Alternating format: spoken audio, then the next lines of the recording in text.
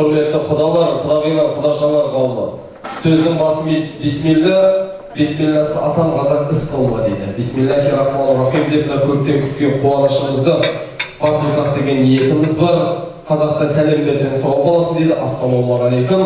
Атасы Алаш, керегесі ағаш, ол қызы гауһар, жұлдызы жауһар, қарға тамырының қазағының қаймақтары. Той қуаныш құтты болсын деп әр қазақтың баласы ауылдан шыққан деп Нұртаза көкемнің атынан елге сапар деген әнді тартып өтпейік. Қабыл алыңыздар.